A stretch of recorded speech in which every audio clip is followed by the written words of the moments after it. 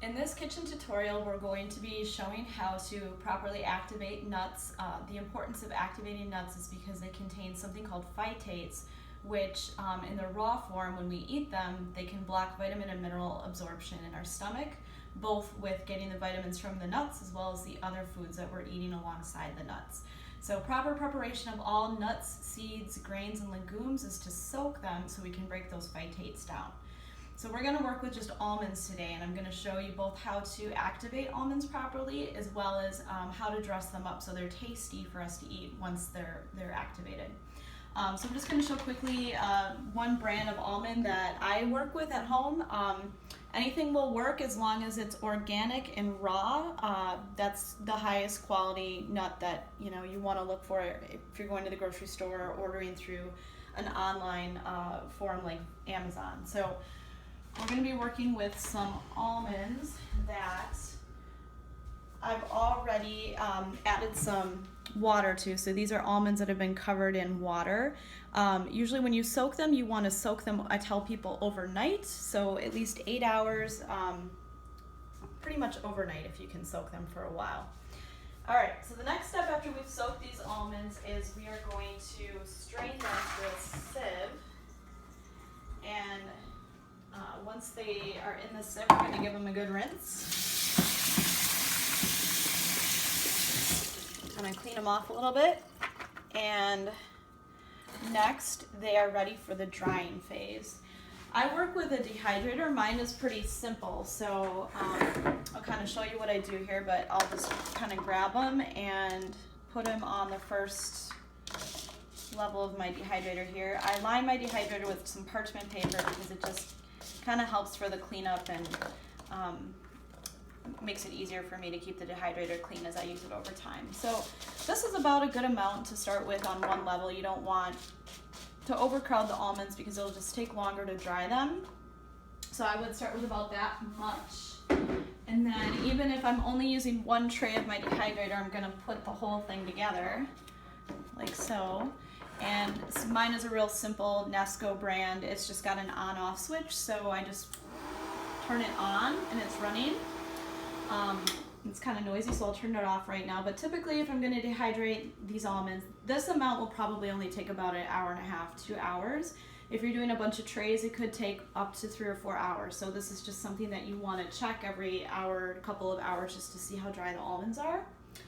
Once they've been dried, we are ready to do some fun things with them. So we're going to work with kind of two different recipes here. So here are some activated almonds. You can see they're dry. These are small batches, so we're going to make kind of a small batch of each type of almond. One recipe is going to be more of a savory, and the other one is going to be more of a sweet type of almond. So for the savory one, we're just going to work with that one first. I'm going to be using something called coconut aminos, some olive oil, and for the olive oil, you want it to be good quality, cold pressed olive oil. Dark bottle is great, then you know it's most likely good quality because it hasn't been exposed to light. And then a little bit of rosemary spice. So this is a pretty good recipe for people who have any food sensitivities except obviously nuts. So people who have any kind of candida overgrowth problem or dysbiosis, the coconut aminos is great because it doesn't act like vinegar in the body, and it's usually well tolerated by people who've got lots of different sensitivities to dressings and things. So what we're going to do first is we're going to actually move the almonds, or grab another bowl because we're going to kind of mix these things together.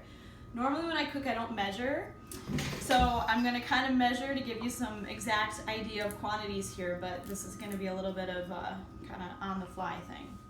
So for a small amount of nuts, I'm just going to use, I've got a half tablespoon spoon here, so we're just going to use a little bit of olive oil, kind of pour that in there, and that looks good. We can always increase if there's not enough. If we've got too much, then we've got too much and sometimes need to start over. And then equal parts, so we'll just do a half tablespoon of coconut aminos. Put that in there. And then with the rosemary, you can kind of just eyeball this one a little bit I just kind of sprinkle some in, maybe about that much.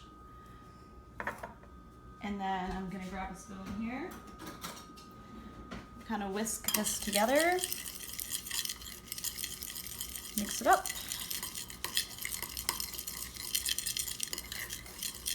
And then I'm gonna go over to my bowl of almonds here and kind of pour everything in there, scrape it in. Normally if I'm doing this in a really big bowl, so we're using a lot more of this. And then with the spoon, I kind of just mix it up. The idea is you want to coat the almonds with the mixture here, but obviously you don't want to drench them. This particular recipe tends to get a little sticky depending on how much liquid is on the almonds, so when you go to bake them, just making sure you kind of spread them out is a good idea. Okay, so we've got this first batch ready to be baked. I'll move this off to the side. Okay, and then with this other small batch of almonds, we are gonna do our sweet recipe. And I'm just gonna use a small bowl here, another small bowl to mix up the liquid ingredients. Okay, on this side we're gonna work with, I'm gonna just rinse the spoon here real quick. We're gonna work with coconut oil, which I've already got in liquid form. So it's winter right now, so typically this is solid, but I heated it on the stovetop, so it's liquid. We definitely want it to be liquid when we're doing this. Same thing, putting like a half tablespoon of the coconut oil. And by the way, there's a half cup of almonds in each of these two small bowls, just for those of you who want exact quantities. I'm just gonna, a couple shakes of sea salt into the coconut oil. And then with the cinnamon, same thing, just a little bit of cinnamon in there. And then I've got this vanilla stevia. So this is gonna sweeten the liquid. And stevia is a really sweet herb if you've never worked with it. A little bit goes a long way. You don't wanna add too much stevia or it's really overpowering and doesn't taste very good. So we're gonna do maybe like 3 drops of stevia. And then same thing with this one, we're gonna just mix it up, kind of like so.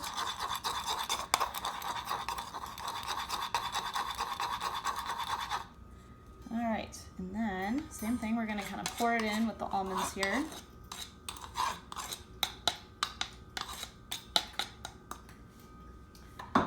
And stir it up so the almonds are coated.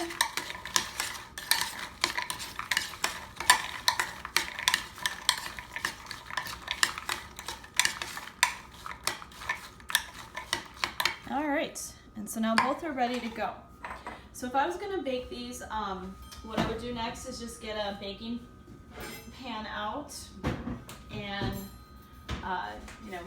put it down, line it with some parchment paper, and then literally, with these, we've got 2 different recipes. I could just put one on one side, one on the other side, and kind of spread them out on the tray.